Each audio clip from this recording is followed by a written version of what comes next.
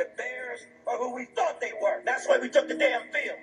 Now, if you want to crown them, then crown their ass. Bears. Stafford down the middle is intercepted. DJ Moore. Overthrows and intercepted for DJ Moore. Will I see it back? Cleveland throws and it's intercepted by DJ Moore.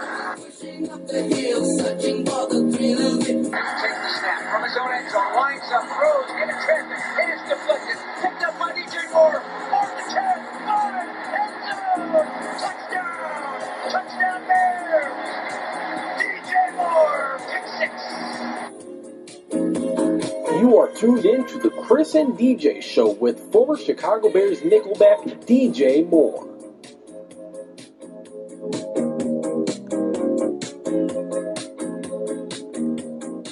What's going on, everybody? Welcome back to another episode of the Chris and DJ Show. I'm Christian Schanfeld. He is former Chicago Bears nickelback DJ Moore. DJ, what's going on, man? Ain't nothing, man. Trying to put some babies to sleep, that's all. Chilling. Well, Bears are on their bye week, so pretty slow news week for the Chicago Bears. Hopefully the coaching staff is diving into film, seeing how they can improve this football team, because there's a lot of work that needs to be done with this team, specifically the offensive side of the football. I mean, we've hammered down on it our last show Monday, following their 24-21 loss to the Oakland Raiders over in London. And you know what, Matt Nagy, he says the right things, but kind of how you pointed to, DJ, it's kind of getting old. We're kind of getting tired of kind of hearing the same old song and dance. And he's saying, the offense needs to, he knows that this is on the offense. The defense is doing all they can. He knows that the offense needs to pick it up, whether that's with Mitch Trubisky under center, whether that's Chase Daniel, whether if we see Tyler Bray, which some Bears fans out there were hoping to see. He was just put back on the practice squad, though. What do the Bears need to do in order for this offense to produce at least top half in the NFL? Because right now they're 30th in the league, behind only the winless Miami Dolphins and the winless New York Jets. Wow, that's saying something. I want to have the answers. I think it's a complex question. And I'm not an offensive play call, so I do understand, how hard it is to call plays and in different situations, having the right players in the right situation. With that being said, I think the first thing I would do, I would just kind of figure out who the featured running back is. And whoever that person is, I'll let them be. They can be in the slot, they can be in the backfield, because it makes it more confusing for a defense when my running back can actually run it. Then he can line up outside. He can motion out the backfield. It makes your defense. It makes it harder to coach defense, because it's because right now if Cohen's in, then you can bring an extra DB in to guard him. You know what I mean? It's more so now if he's a running back all the time, you have a linebacker, and when he motions out, who's going to guard him? It's always going to be a linebacker, or you have to make the conscious decision to say, I'm going to just go nickel packing to have smaller guys in at times. So if it's either Cohen or it's either Montgomery, you got to figure out and let them just be the guy and kind of move them around, because they can do all the same stuff. I guess Patterson is fine. I think his role is fine. When he gets in, he run the ball, he do fine. I think he just got to define people's roles right now. I'm sure Mike Davis is somewhere pouting and, want to play a little bit more, because, he literally run DMC. He literally is gone. So Now I think shoring up the offensive line as well. I think early in the season it just seemed like it was a lot of like it was holding. Like you get some rhythm, holding. Do something else, holding. Like I've been saying it forever. Like Kyle Long has been looking awful. The one game that he was out, the line to me looked better. Like probably the best game that we played this year. So I think at this point, I don't know. I mean, you're not gonna just get new linemen. You can kind of shuffle them around. But some bunch routes maybe. Rub routes. I don't know. Get some guys open because we not beating cats really one on one like that. But we just got to figure out how to run the ball. If you can run the ball, I think it'll cure a lot. The most we had, what is that? What 68, 70 yards or something? Like we haven't had a 100-yard rusher. So Yeah, I and then mean, just having Howard gone and you seeing what Howard's doing, you know what I mean? So we got to figure out how to get the running back over 100 yards. And I think once we do that, you'll see the offense open up because you can do the play action, and everybody can't just rush up the field like there's no repercussions because we can't. I mean, you just can't run the ball. right. I mean, yeah, I mean they have just a little over 400 yards on the season in 5 games. I believe their longest run is about a 46-yarder that Cordell Patterson broke out into week 2 against the Denver Broncos, and you break that down, that's about 10% of your season total right there in one run.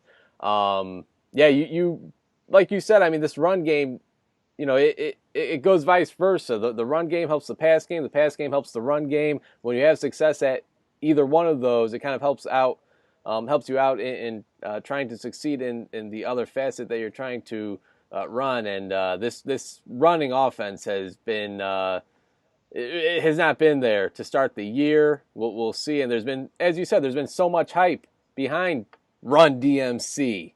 I don't even think that group debuted here in Chicago. I mean, Tariq Cohen, you know he's a playmaker. You got to get the ball in his hands one way or another.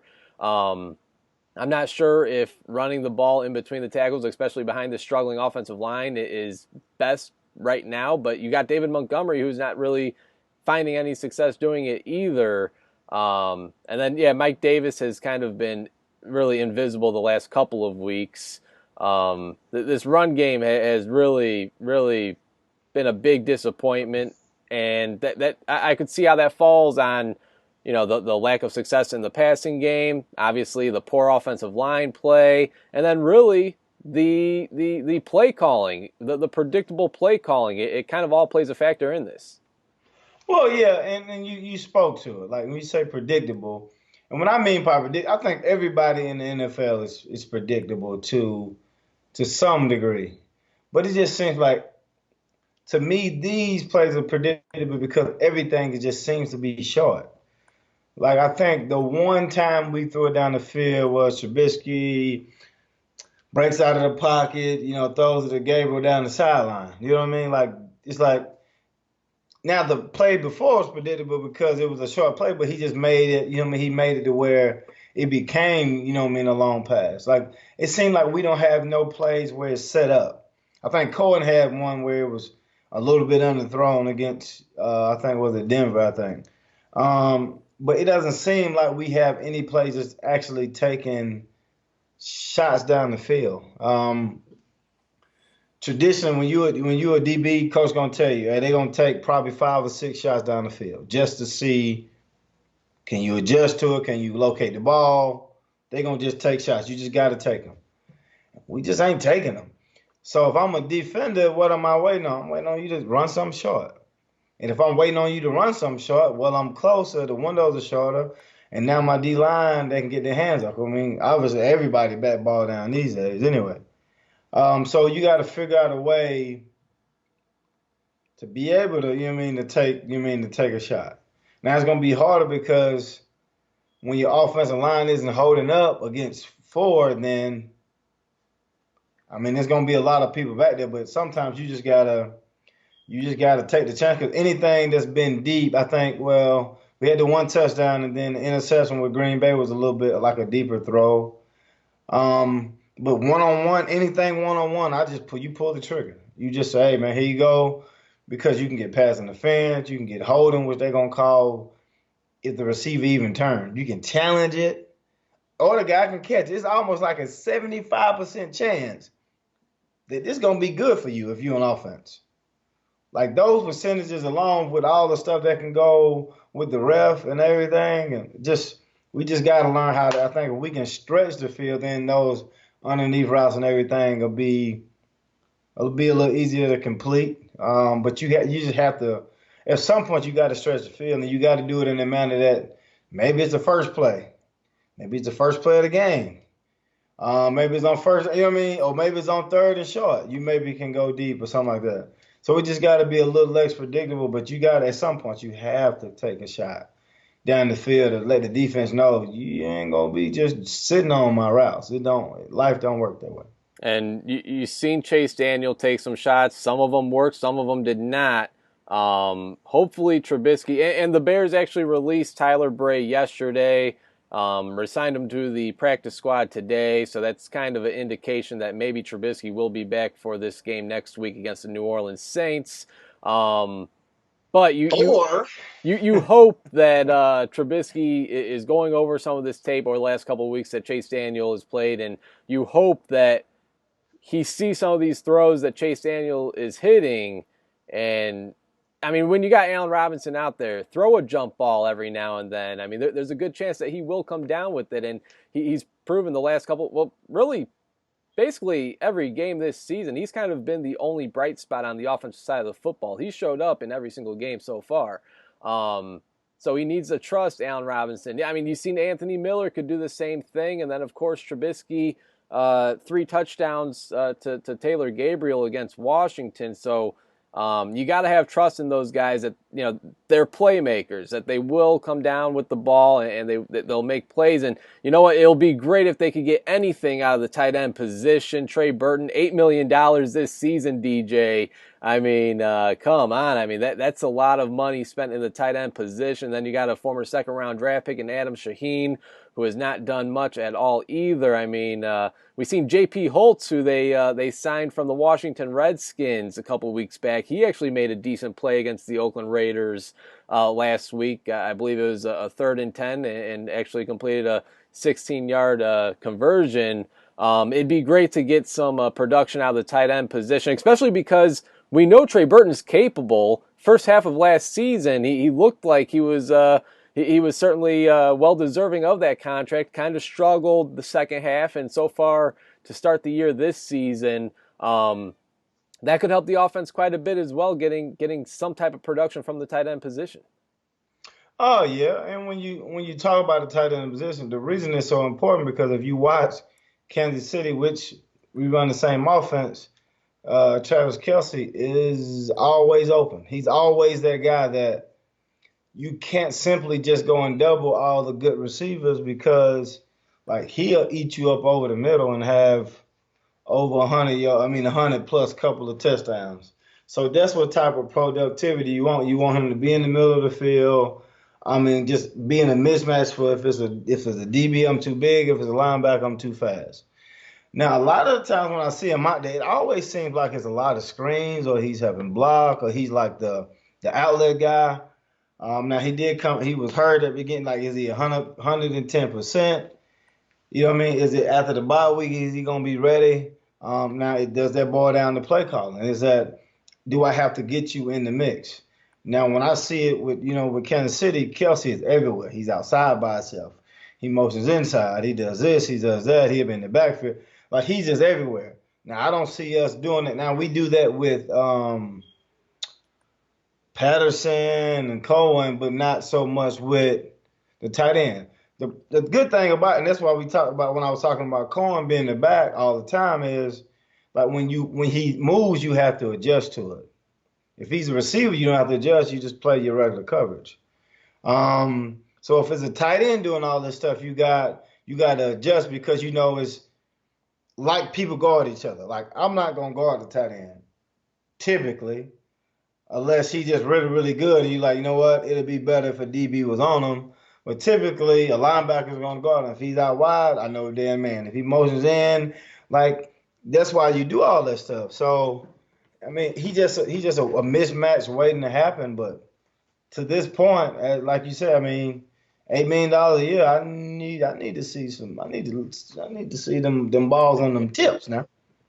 Come on, get them So on them yeah, tips. hopefully the coaching staff is diving into this film, as are the players. I mean, I know it's a bye week, but this is a team that had It's playoff party time. You know that. playoff expectations and maybe even Super Bowl aspirations.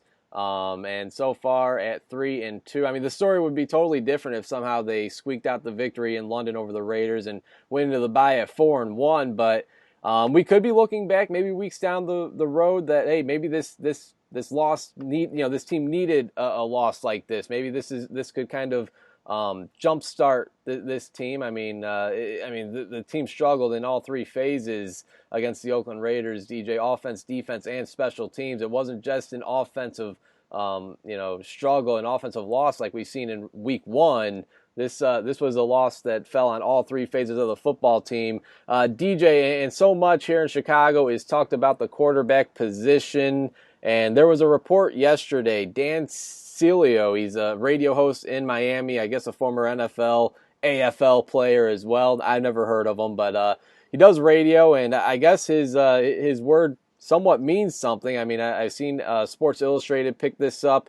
There was a report yesterday. The Bears were among teams, including, I just had the tweet up here, the Steelers, Bills, Vikings, and Jaguars, along with the Bears, all inquired about Eli Manning. They all reached out to the New York Giants and made some sort of phone call to Eli regarding Eli Manning. Again, that's just one report. Whether it's true or not, who knows? But that's what's out there. Are you buying into that at all? And would Eli Manning would he make much sense for this offense? I personally don't think so. I don't know why you would want to trade for Eli Manning anyway. You would be giving up some sort of asset, probably a draft pick, and he will be a free agent after this season. And I just don't think he has much left in the tank at all. Well, I would have called Kaepernick, but that's neither here nor there. You run a read option or whatever. It would make more sense. Yeah. Well, I mean, if you're going to bring in a quarterback that doesn't know the system at all, I mean, that alone, you're going to bring, if that were to happen, you're going to bring him in and he's going to have to learn the offense. It's not like he's familiar with this at all. well, I mean, he's a professional. I don't think he would know how to learn it. The only problem is, I think, with Eli, I mean, he's just inability to move around. Wouldn't be good with the offensive line that's haven't given the quarterback much time. Now the way I take it is now he is a veteran quarterback and people love Eli Manning for some odd reason. I don't know, but That last name, man.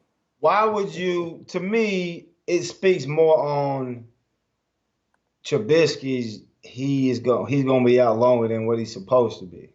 That's what it says to me because if I think he's coming back, then I have a backup. I have Chase Daniels. So if I'm reaching out to see about him, that means that, well, I don't have a backup because you just did what with your backup was you cut him and put him on practice squad. Is that right? Correct. Yeah. So who is the backup now? Because when it's a shoulder thing, at some point you're gonna run, at some point you're gonna get tackled, at some point you're probably gonna get hurt again. Or either that during the week, it's like, oh, he ain't progressing like I thought. So we got to find a backup quarterback, and that's what it sounds like to me because it wouldn't make sense to make Eli a starting quarterback in this particular system. I don't think.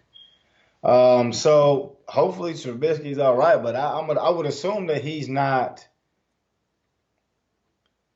I would assume that he is not going to play because of that. Does that make sense? Because, I mean, you just wouldn't. If I'm thinking you're going to play, I'm not going to inquire about anything. Other teams like the Jaguars, I mean, it makes sense. You got Tom Coughlin. You know what I mean? That makes sense. Who is it? The Jets? Yeah, Jets were another team. The Jets doesn't make much sense. I mean, you got the young dude. I think he should be back because he had the mono and Right. everything. And who else? Buffalo, Pittsburgh, Minnesota. I mean, Minnesota, Kirk Cousins. I mean, Pittsburgh, yes, it makes a lot of sense because I mean they've dropped like yeah. flies. Um, Minnesota, you would just, I mean, I don't see too much of a difference between Kirk Cousins and Eli Manning besides the accolades. well, that's what it is. They might want the accolades. I don't know. He's been there, done it before. He might have one last hurrah in him. Brett Favre went there, he made it happen. Eli maybe, who knows? So I mean, just for us, that's my only take from it. Is just he has to be hurt, more hurt than what they thought, and it's gonna be long because it wasn't your throwing shoulder, but we all know if I throw with my right, man, my left side is gonna take the brunt of the pain. You know what I mean? Like I need all of that. When I walk with my right, my left leg swing forward. You know what I mean? Like it's not my throwing thing, but it's when I think what was his like his shoulder here, right? Yeah. His area. Yeah, and You then gotta partially imagine torn labrum. yeah, listen, when you gotta imagine man like that, no.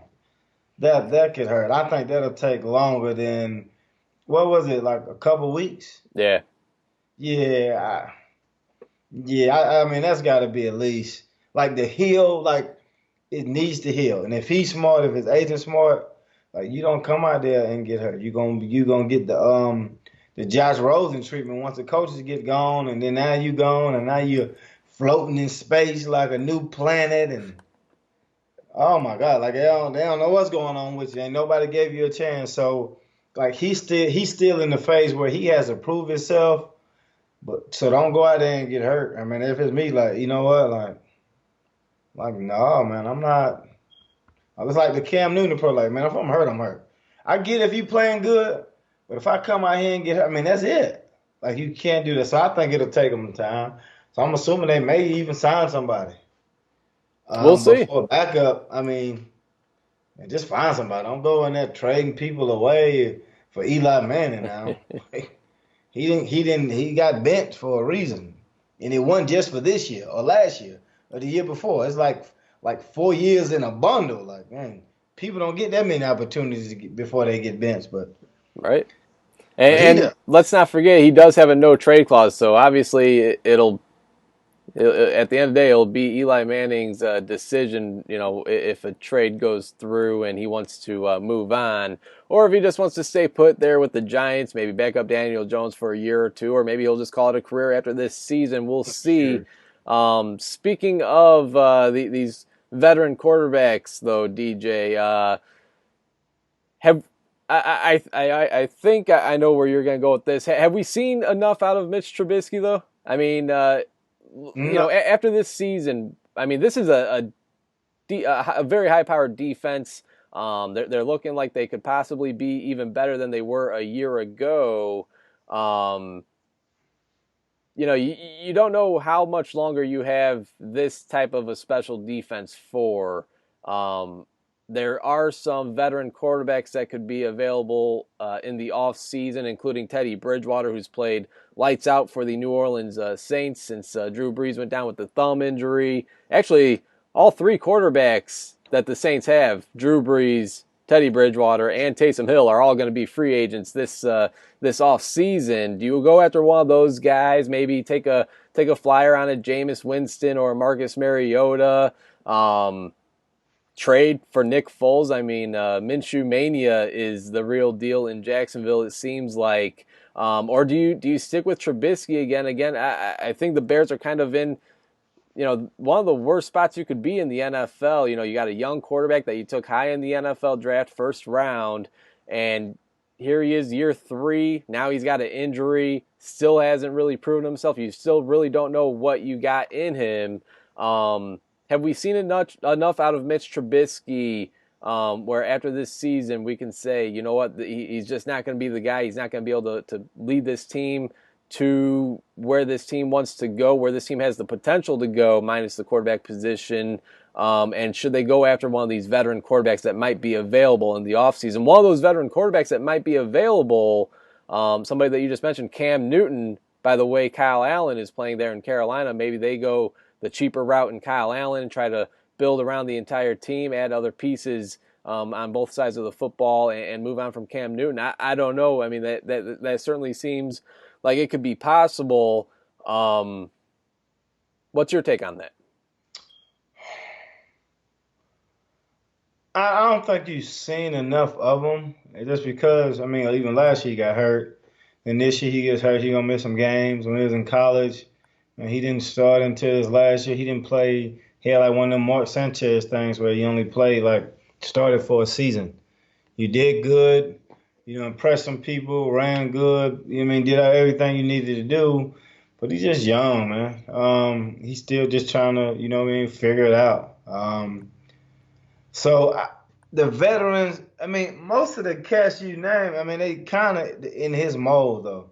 Like, even with Teddy Bridgewater and them, you have to be careful when you go and get guys from really good systems. So if you get somebody from New England, expect them to struggle when they come to your team. If you get somebody from the Saints, i.e. a quarterback, expect them to struggle. If you get somebody from like Andy Reid's system, expect them to struggle because they tailored their game and they mold it to the particular quarterback or whoever that person is. A lot of teams don't do that. A lot of teams like I'm gonna call plays and you need to figure it out. When I call a play, get it out of your head. You need to figure it out. It's in your head. It's on you. And they just don't mold it. Like, I don't get it. Like, we do a lot. I mean, every team, draft a guy. Like, yeah, I'm going to put him in my scheme. Like, well, I mean, how does he actually play? Like, what does he actually like to do? And that's why even with Andy Reid and Mahomes, if Mahomes didn't play with Andy Reid, he would be struggling right now. It doesn't make sense. Like, because everybody else, you got to do this, you got to do that. And he's letting them be free because he do a lot of stuff that it look wow. Like, it's just like, wow, did he just try that? And I don't think other coaches would allow him to do it. Man, like, for instance, like, I think it was a Kevin Cobb, Vic. I mean, like, everybody Reid has had, and if they left, they've always, struggled a little bit because his system, even with McNabb, he was really awesome, and then he left. So I don't think any of the veterans, Cam Newton would be interesting, but I just don't know if he would fit it.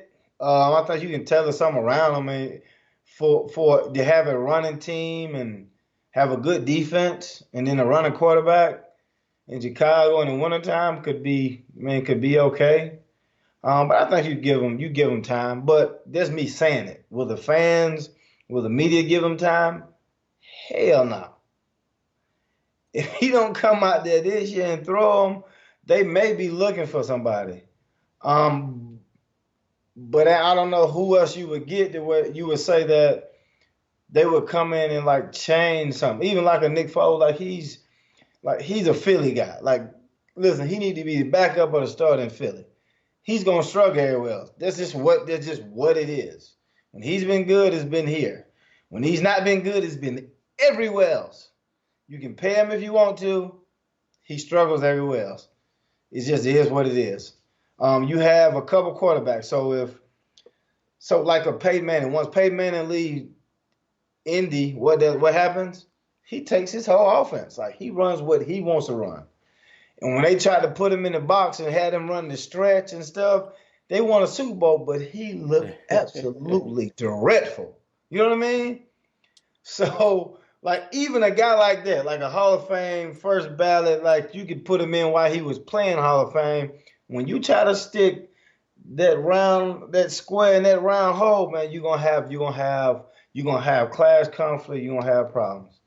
So I think he is good enough to do it. I would like to see him, get time, because I think sometimes it just has a click, and it's not the same for everybody. I feel like last year at the end of the year we started to click, and then it kind of regressed because it was just camp and then no preseason, so he's still kind of getting warmed up, and he'll do something here or there. It was really good. The last drive with the Broncos, listen, we could be talking 2-3 right now. Let's be real here. If the Redskins made a couple more plays, we could be talking like, hey, You know what I mean? So even when you say your offense is 30th, it's like, no, man, like we've seen it. Like we've seen the struggle. And I don't see why it would get any better. I just don't see it. So I don't think it's just him. He don't just deserve all the blame, but as a quarterback, and when the coach is telling you to step the fuck up, and the offensive coordinator says it's in his head, it's between the ears, like that's on you. They blaming you, and if you don't throw passes, then the blame's gonna be on you, and that's what it is. So I don't think none of them veterans are good, but I ain't the GM, so only time would tell. And obviously, a lot is riding on Ryan Pace as well with this. If he does decide to, well, either if he decides to keep rolling with him or if he decides to move on. I mean, Ryan Pace is the one that not only drafted him high in the first round, but traded up a pick from 3 to 2 with the San Francisco 49ers to draft him number 2 overall. So, yeah, we'll see. I mean, still an unproven player, an unproven quarterback, and again, there's really no more excuses, though. This is your second year in this offense. You are loaded with offensive talent.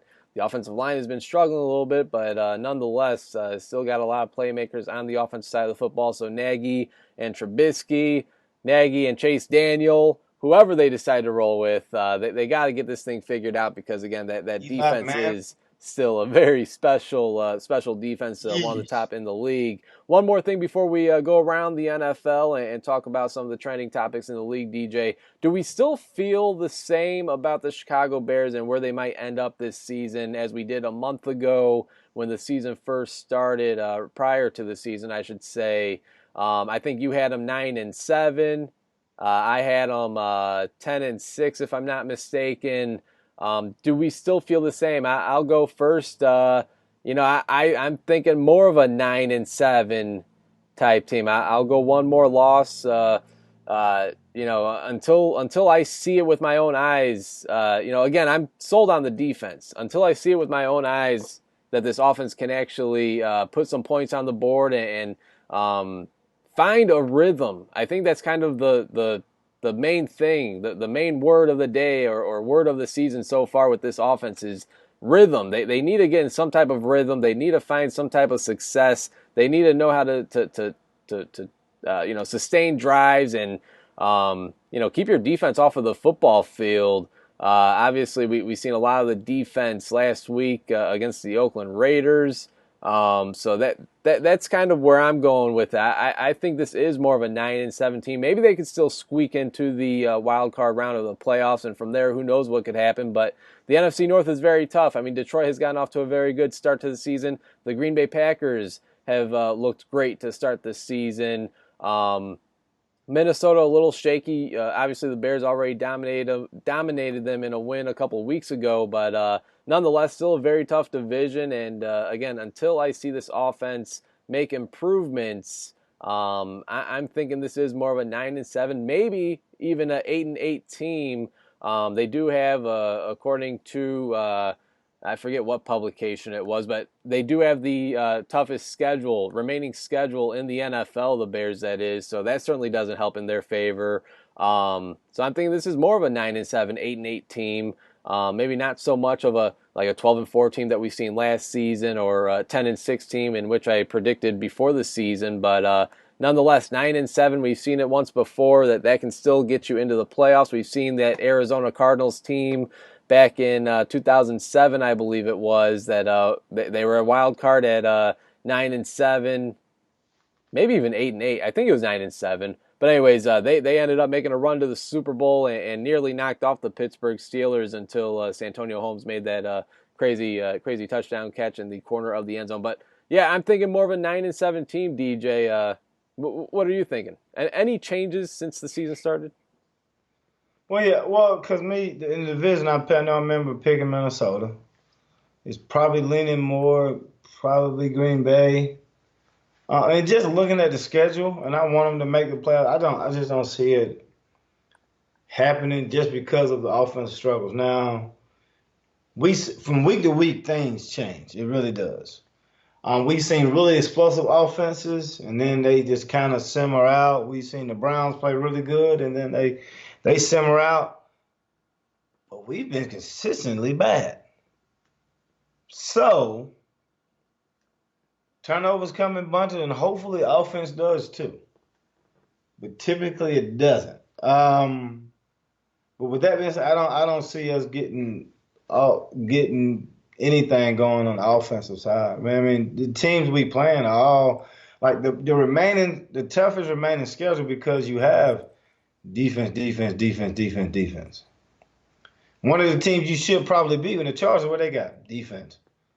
Like everybody you play remaining has a pretty good defense with a quarterback that can make a play or two. You know what I mean? So it's gonna be close games, but it's gonna boil down to like, can we make a play? And I don't think the offense is good enough. You kind of carry it. Now defense is really good, but you'll see like with the Raiders, you're gonna like certain teams are gonna figure you out. And when they make some plays, you know, or are we gonna be able to make plays and sustain? And I don't see it. So I still go 9-7, but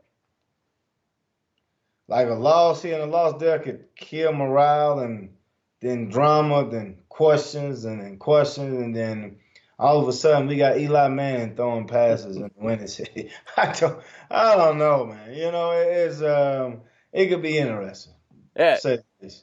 to say the least, that is right. We'll see how this team, kind of battles adversity. This coaching staff, at least here in Chicago, hasn't really had to deal with too much adversity. Matt Nagy and company, that is. So we'll see how they deal with adversity coming off of the bye week. Of course, they got the New Orleans Saints in about 10 days. So hopefully they're gearing up for that game. Going around the NFL, though, DJ, and again, if you guys missed the start of the show and you want to listen to it or view it in its entirety, you can check it out on YouTube. Also, just about every podcast platform, iTunes, Spotify, Stitcher, and so on and so forth. Just search Chris and DJ show, and it should pop right on up. So go ahead and check that out and subscribe. Yes, DJ showing off the hat as well. Gotta love it. Going around the NFL, DJ, right now we got the New England Patriots taking on the New York Giants, and it's actually a pretty good game, almost halftime, 20-14. The Patriots lead that game, so the Giants are staying in it, and of course they're playing in Foxborough, so Giants are on the road, keeping it close. Patriots lead 20-14. Before the game, though, yesterday it was actually announced that Rob Gronkowski joined Fox Sports as a TV analyst for the NFL for Fox, and they had him on today. It was his debut on Fox, and he said that he's leaving the door open to returning to the NFL, to returning specifically to the New England Patriots. And before that, Robert Kraft was on the set of NFL Network, and he said that he's hopeful that Rob Gronkowski does return, and he has not officially signed his retirement papers. So, and then, of course, after that was when Gronk kind of said that he ain't closing any doors and that he's leaving any opportunity open.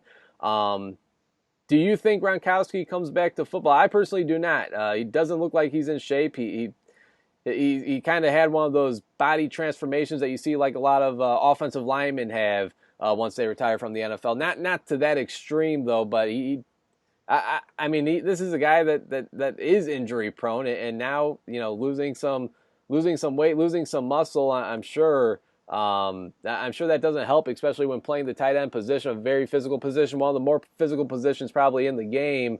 Do you see any possibility that Rob Gronkowski returns to the New England Patriots? Like you said, I mean, once he said always a possibility. I mean, there is, but I wouldn't say he would. I mean, I remember him. I seen some of him talking about like the struggle of crying about it, and he seemed like he was smaller. I think he probably been contemplating it for a couple of years, wanting to get into wrestling and acting, and I remember there was a rumor. you know what I mean. So I think Sports Illustrated or Monday Morning Quarterback, they had the story that the New England Patriots, I guess, were really close to sending Gronkowski to Detroit. Of course, the Matt Patricia, Bob Quinn connection there with the New England Patriots, and Gronk actually said that if that were going to be the case, that he would have retired as soon as that trade would have went down, which was last season. Well, So, yeah. like you said, he's kind of been contemplating this for quite a while now. Yeah, so I mean, it pays to be a white boy. You know, sometimes they put you on TV all the time, man. No offense to you. Well, I I mean, wish I wish I. it's like I don't. Now, I mean, he may be good. Like he has a lot of energy. Now does that translate to the Fox? I guess, but I guess. So I mean, I'm happy for him, man. Get you a check, make it happen. You know what I mean? Don't be as bad as Tim Tebow. Oh He's man, awful, man. how about Jason Witten? He forced his way back onto the football field. Well, the thing about even Booger McFarland, they put him in a terrible situation because, and I mean, I did play by play before, and it's hard.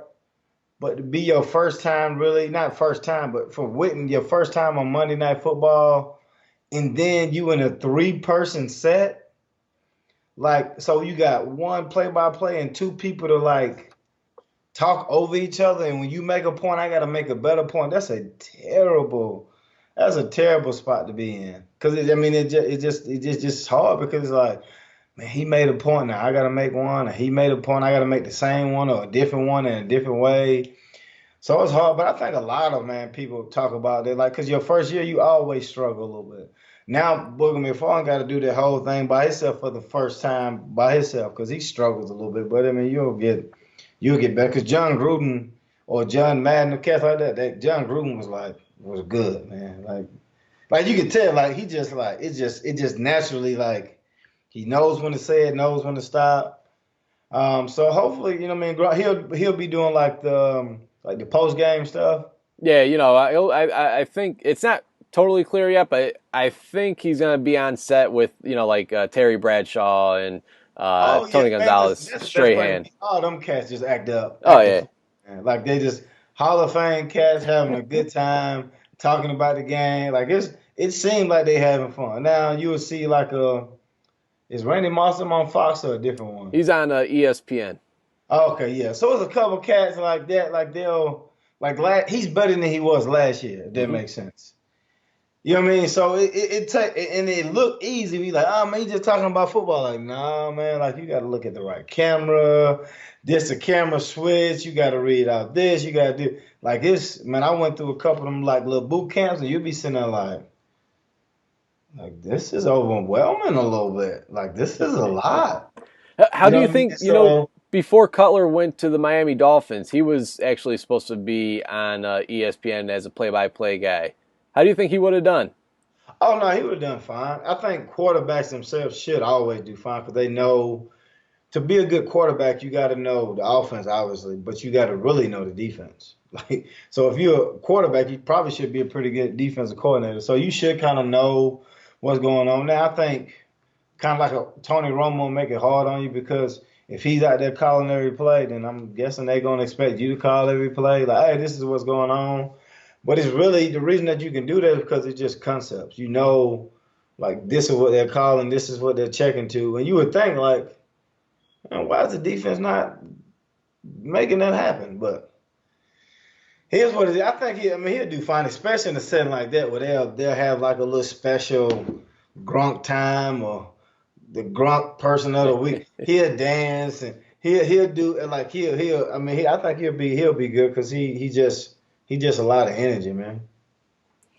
Yeah, I mean the Gronk factor. I mean, I'm sure ESPN. I'm sure Fox obviously won him over. I'm sure all the networks were battling for him, and Fox ended up winning the Gronk sweepstakes. Moving on Gonna to battle Cleveland. for me, cuz man, you can get on that man and do us a late night show, cuz. Come on now.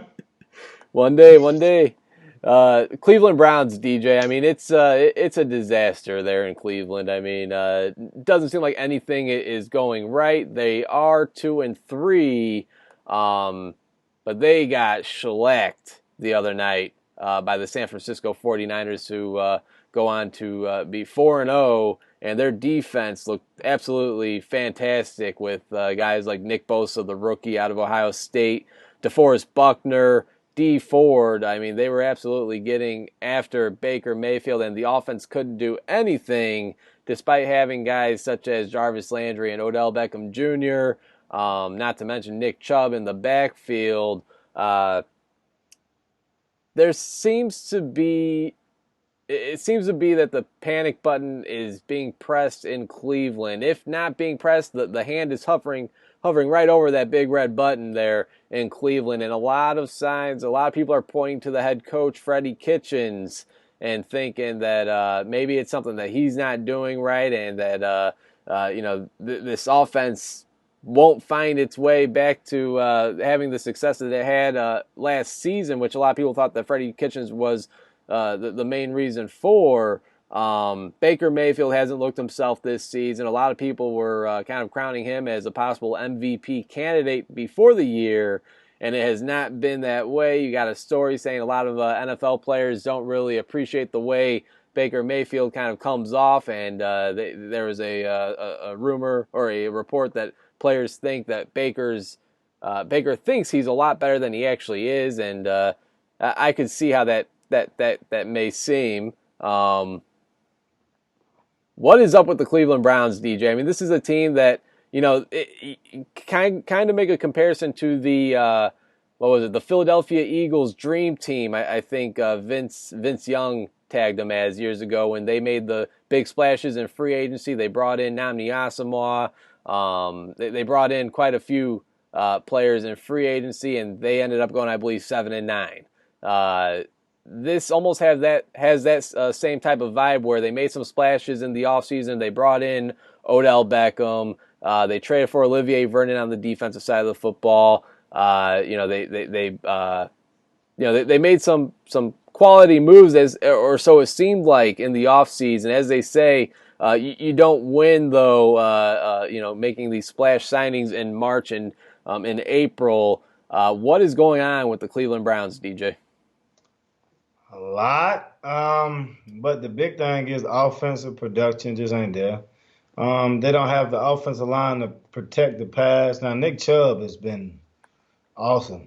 I mean, he really has. And honestly, I think if Kitchen just leaned on him a little bit more, I know they got what's the running back from Kansas City that they got coming back? Kareem Hunt, week 10, I believe. I think they got Hunt. So, I mean, they could just really run the ball and kind of lean on the running game. But I think it's just so much pressure on them because I think he's been cutting the grass. He ain't been in his playbook or something. You know, he got so many commercials. You know what I mean? So it's every day. It's like, man, does he have another commercial? And they put him on primetime. You ain't never seen the Browns have been on primetime. It seemed like every week. And they just haven't shown up. But the good thing is, well, you beat the Ravens, and then you just gotta win in your division, which is really weak. You got the Steelers, and then the Bengals, and then maybe the Ravens again at the end of the season and say, hey, who's gonna be in the playoffs? So all they gotta do is make the playoffs, throw a couple touchdown passes, people will forget this. We said Baker Mayfield doesn't look like he did last year. Well, it's only a couple of games. Everybody gets hot for a couple of games. So it's hard to understand. I remember watching the first game because I'm intrigued. Let me see it. So they come out, boom, boom, boom, boom, drive, touchdown. I was like, man, that was quick. And then, lo and behold, the Titans walked the dog on them. No pun intended on that one. So it's like what? And then they beat the Ravens, which surprised me a little bit, you know. So I think against good teams, they're gonna just struggle if he don't just continue run the ball. I mean, Nick Chubb, I feel like he's either at 100 or over 100 every single game. You got to give him 50 carries or something because you got to either slow the game down because he just ain't getting it done. Now, this is what I learned. Because normally after the game, everybody's really nice. They like you. Hey, how you doing? Respect each other. He might be a sore loser. And he's getting everybody's best. But it's not just him because, and they blame it on Baker, but really it's the media's kind of fault. Like, they pumped them up. They pumped them up. Pumped him up. It's like playing against Tim Tebow. Like you want to knock his head off. You know why? Because it's like like everybody just like him for what reason you don't even know. Like man, I do more than that. Baker Mayfield, he got a commercial. Like I do more than that. The Browns, he cutting the grass with his own lawnmower. Huh? Like he ain't did nothing. They say, oh, he gonna be MVP. Man, they rank this cat ahead of Prescott and some other guys on like the Madden rate. And it's like, you ain't did nothing that nobody else don't do in college. Every quarterback that go to Oklahoma do the same thing that you did. Like I don't see nothing special about this. We seen your attitude before. They had Johnny Manziel down there. We've seen that type of attitude. Like I'm cocky and I'm gonna get it done, but this ain't Zion Williams in basketball. This is football. You can't do it by yourself. Play by. You need the whole group to do that. He just not doing his thing. I mean, he's not throwing the ball right. I don't know if it's. I was listening to. I think it was Kelleher was talking about they need to trade Odell Beckham because like he's trying to find a way to get him the ball to keep him. You know what I mean? Keep him satisfied, which I can see because I mean you got a cat wearing what is it, $400,000 watch? You know what I mean? I remember seeing, and I like him, man. I mean, when you good, you good. I respect it. I remember seeing like you know how you do the introductions. Mm-hmm. I'm from such and such. That cat said OBJ. That's me. That's when you know, like it's like, what does that mean? Like, you know what I mean? Like you can tell like when somebody feel like I'm a little bit bigger than life type deal. Now you're really good, but you can just tell it's gonna eat at him. Your teammate, he getting 7, he getting about 86 yards. I'm getting 2 for 15 and 3 for 36. It's you gotta figure it out. So I don't know if Kitchens, but I feel like didn't Kitchens get fired first and then get picked up by the Browns? I thought was he in Minnesota or somewhere? I thought he was somewhere else first. He was. I know years ago he was on Bruce Arians' staff in Arizona, and then Okay, I didn't know. I feel like early in the year because I didn't think No, I the think he Browns was. the I think it Browns didn't was. have him the whole year, did they? I believe they. Yeah, I believe so. They did. Oh, okay. I believe so. He was the quarterbacks coach. He wasn't an Oh, offense okay. coordinator or anything like that. They actually hired him after he was the quarterbacks coach last year, which is a unique jump. Well, now that it's just like, oh, you have your offensive scheme, and if your offensive scheme works, then that's what we want. I mean, we want to put up. How can we put up more points? But people, we always a prisoner of the moment. 7 games, you got hot, made a couple plays, and realized like, oh yeah, like you got to realize that was your first year. They're gonna watch more film on you. You didn't know your offense. Now again, the offensive line last year was a little bit better. You got to trade for offensive linemen to trade that line to figure something out. Because at this point, if they can get a little bit better at the offensive line, kind of what Houston did in the division they in, I mean, it's for the taking, man. Like no matter what they talking about right now, no matter how bad I got beat right now, I can come back in the playoffs, win a couple games, and you can see me on the biggest stage in the world. Like that's all it takes.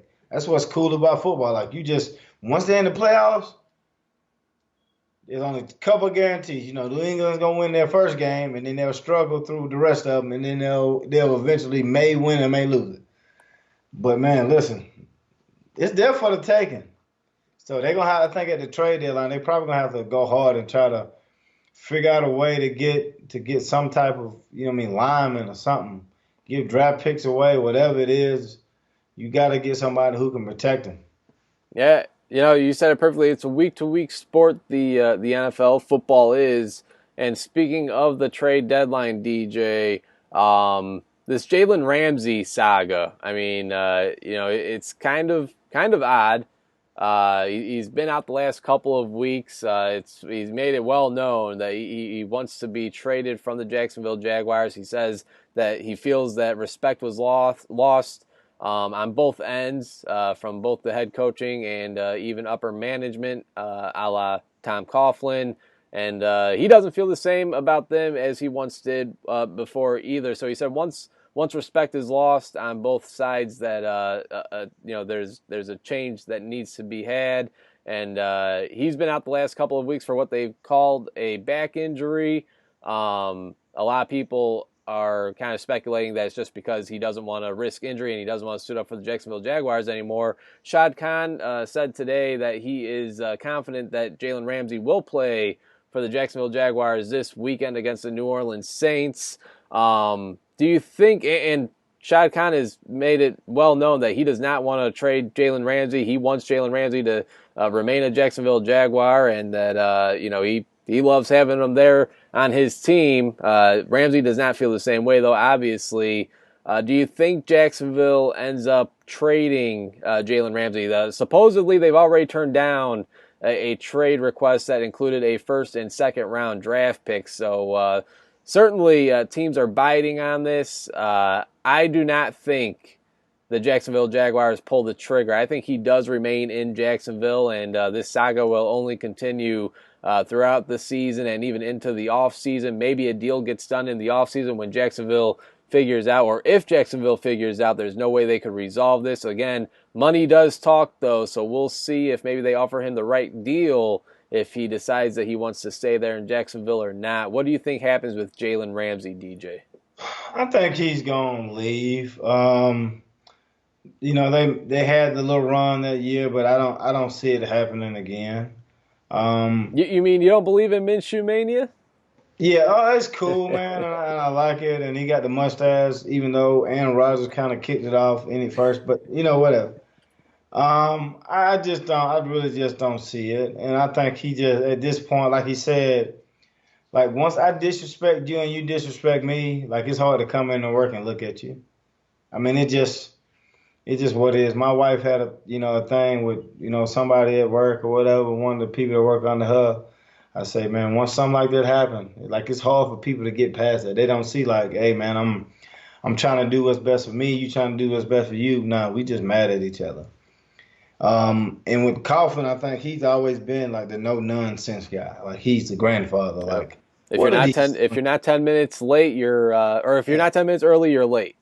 Yeah, what are these young kids doing? What are these young kids talking about? That whole deal. So I think it was some said, I think when he showed up with the Brinks truck, like, man, the cat performed. Like, pay him his money. I think the owner understands, too, though, that he's probably a little bit lucky with the Minshew Mania because, I mean, that'll put butts in seats, that'll sell some jerseys because your main guy's always been Ramsey. Like, whenever something goes on, it's Ramsey saying something. He'll say anything. He plays real hard. He's easy, he's easy to kind of get behind and have because you still got to have somebody to actually bring people to the game. You know what I mean? So, but when things like this started happening on my back and this, you ain't playing, you see people offering for it, and I think they're either just waiting. But I mean, if he ain't gonna be there, man, you can get rid of him and like get something for him. But the NFL, which is tricky. Man, they can franchise tag you at the like they can make your life miserable if they want to. So I think if these stays are gonna be the owner who has to kind of figure it out or talk to him or some things like that. But I think the writing's on the wall. So when these days the players understand, like, man, I'm more valuable than what you think. So hey, if I can force my way, because we've seen it. We seen Brown force his way out twice. We seen Texans Clowney force his way out. Like, I want to trade. I'm like, boom. Now we also seen Melvin Gordon say, I want to trade, but then they were like, okay. But now they're in the hole for it. So you know what I mean? So I guess it can go both ways. But I think it's a first round and a second round. Come on, man. Like, yeah, go ahead and get it. You know what? Go and get it. We ain't winning that many games anyway. Another player that's finding his name in trade talks is A.J. Green, a part of the 0-5 Cincinnati Bengals. Now, he's yet to play this season due to a foot injury, DJ. He says he's prepared for whatever. He'd like to stay in Cincinnati, so that's what he says.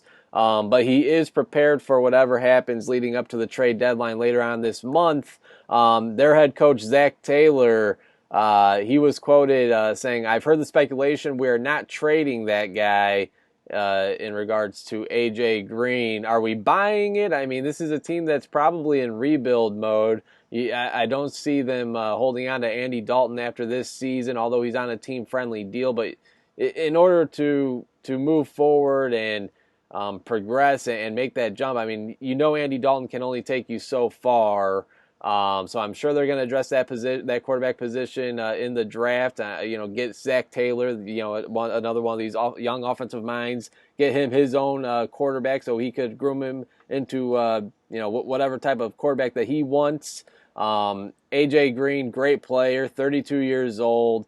When healthy, still one of the best receivers in the league. Now, when healthy is the main saying right there, because the last couple of years he's not been able to stay healthy. But again, he says he'd like to stay in Cincinnati, but again, he's prepared for whatever. I think this is a trade that does end up getting done. If not this season, I think they figure something out in the offseason, because they still have quite a few veterans on this team where I'm not sure they're totally in rebuild mode. I think they may have wanted to see what Zach Taylor was going to be able to do with some of the veterans on this team. But I think after this 0-5 start, you're going to start seeing a garage sale type of deal happen there in Cincinnati, where they're going to start sending players out left and right, and maybe AJ Green is one of those players, because you look at a team like the New England Patriots. I know it's easy to kind of pick them out of the group, but a team that they acquired Antonio Brown, they were willing to pay him money, and then a couple weeks later they release him. So that they're saying that, hey, they could be in need of the addressing the wide receiver position, and you look at AJ Green, he would probably fit perfectly there in New England. AJ Green, will he remain a Cincinnati Bengal? I don't think so. Really good player, Asian receiver, and I think with his injury history, you should be able to get him a little bit cheaper. It shouldn't take a first or a second round, I don't think. The team that I would think, because New England, I think it could work, but I mean, I think they have the guys they really want. Maybe the Eagles. I think they got some young guys that they can actually send over to say, hey, listen, I got young guys you can build on. And they've been decimated with injury. Those guys are coming back, but I think in that offense, I think he would kind of work. Alshon Jeffrey, Deshaun Jackson, him. I think they'd be good. Then they already got the tight ends at Ertz. Yep. Yeah, so I think, to me, Philly, because you can get rid of a couple of them. You got a high draft, a couple young receivers or whatever. So who else would it be? Let me see. And that was the first one that came to mind. I guess Dallas could use some. They could use another receiver opposite of 19. I can't even think of his name. Amari Cooper. Somebody tall like AJ Green goes up and gets stuff. What Yeah. I mean? Like, that's a different style of receiver that, like, when you're in trouble, like, they don't have that I think in Dallas. I don't think they would trade him within the division, That's what I would think though with Philly. I would like to see him maybe Baltimore inquire about him. I know they got Hollywood Brown, the young rookie first-round draft pick, who's played really well to start the year. But to have a receiver play opposite side of him, different type of wide receiver, like you said, one of those guys that can go up and get it. AJ Green is that would be pretty intriguing to see what Lamar Jackson could do with him. But again, I mean, I don't see, especially AJ Green, a guy that's had a great NFL career with the Cincinnati Bengals. I'm sure that's the last thing they would like to see the Bengals. That is to see him ball out twice a year against your very own team, the team that this guy and when spent. you trade them, you normally don't trade them against teams that you Right. play against or in your division. So that's why I went kind of more so Philly or Dallas or something. But who knows, man? You 0-5, so Right. And honestly, Andy Dalton is going to be really intriguing. Like next year to see, because at times he's been a really good quarterback. So Yeah, I liked him in the beginning of his somebody's career. radar. He may be somebody's starting quarterback next year. So who knows, man? Right. Yeah, I mean, I do think he's a starting quarterback in the league. I mean, especially when you look at some of these guys that are starting in the league. I think Andy Dalton certainly belongs in the discussion, one of the 32 in the league. One more thing before we end the show, DJ. We got a hell of a game Sunday. It's actually the only game, believe it or not, that'll be played in the Chicagoland area noon Sunday for the noon slot. It's the only game being played. Tom Waddle from the Waddle and Sylvie show here in Chicago, former Bears wide receiver, called it the son of a Mitch Bowl because it's the Houston Texans taking on the Kansas City Chiefs. Deshaun Watson versus Patrick Mahomes, the two quarterbacks that were, of course, drafted later in the first round after Mitch Trubisky, and we know the types of career that those two have had. And then you got Trubisky, who were still a big question mark that is, and you know you don't even need to say the two of the top youngest quarterbacks in the league. These are two of the top quarterbacks in the league, Deshaun Watson and Patrick Mahomes. That is certainly the game of the week. I'm not sure how it's only a noon game. I mean, I would think that would have been flexed to a Sunday night or a Monday night game, but it is a noon game Sunday. Texans at Kansas City. What are your predictions for this game? I'm expecting it to be a big-time offensive performance. I'm not saying we're going to see a, 55-52 game like last year's Rams-Chiefs game, but I could easily see it being one of those, 42-38 type ball games. I think we're going to see a lot of Patrick Mahomes, who is dealing with a bit of an ankle injury, but he says he feels fine, and he's going to give it a go this week, and I don't think there's any doubt about that. But I think, the two headliners in this matchup are the quarterbacks, and I think we're going to see a lot out of them because neither of these defenses are really all that good. I mean, the Chiefs' secondary is pretty bad to put it point blank. I mean, they do got the Honey Badger back there at safety, but that's kind of about it. Texans have a decent pass rush with, of course, J.J. Watt, Whitney Merciless, even despite losing Jadeveon Clowney in the offseason. But they're another team with another struggling secondary. Linebacking core isn't all that strong there in Houston either, so I do expect it to be an offensive shootout. I think Kansas City pulls this one out. They did suffer a loss last week against the Indianapolis Colts, and quite honestly, their offense didn't do too much, but Patrick Mahomes still did make Patrick Mahomes type plays. I think they get back in rhythm. Again, the word of the day, it seems like. I think Patrick Mahomes and the Chiefs kind of get back to their old selves, and again, it'll be a very, very good game. I think it's going to live up to the hype, but I think the Chiefs pull this one out at home against the Texans, DJ. I'm not sure. It's hard to go against the Chiefs because when you give them the ball, man, they find a way normally to get in the end zone. And against the Colts, I mean, it seemed like they could not find it. Now, I think playing against Mahomes is kind of like playing against Brady in the sense that you got to do what? You got to play man-to-man, you got to be up in their face, and you got to get pressure on the quarterback. Even though he can run and move around, that's kind of been the formula, like press, press, press. I seen something that said Tyreek Hill was practicing, but I don't think he's playing. Because when he played, like when he's run, I mean, like pressing him is just that's up to you. You know what I mean? You got to think about that. But even with Deshaun Watson, well, we watched him against a Carolina team where they got to be 16-10. They only scored 10 points. Like they can be really high, they can be really low in the same game. Like he'll get sacked 12 times one game and then won't get any like the game before with Atlanta. Now, he does move around a lot, which makes it really hard on the defense. Like, he'll keep plays alive, and he will chunk it. So it looks like it's supposed to be a high-scoring game. And with the amount of times they throw it, and both have a lot of weapons. So, I mean, I can see it living up to the hype, honestly. I'm going to go – I just won't go against Patrick Mahomes until I believe it's absolutely necessary. Like, I just don't even – like, even when I was watching the highlights of the Colts-Chiefs game, and I knew the Colts had won, I still was thinking in my head, like, he's going to do something. Like, I mean, it's just like he just makes spectacular plays now. If he's nursing his at an angle, and they said he'll be fine. So, now, is this Mahomes? Is this the slow down train now? You know what I mean? Like, because it always hits whoever it is. So, is it his turn yet? I just don't see it. I think he, especially after a loss, where they scored 10 points. Yeah, 10 points. Because even with Detroit, they struggled, and then all of a sudden, like boom, boom, boom. Because no matter what, he gonna have about 300 passing. Like I don't know Yeah. what it's like. We gonna get 300s. But I got the Chiefs. I said it'll be high school, but I think I got the Chiefs after a loss. Winning it.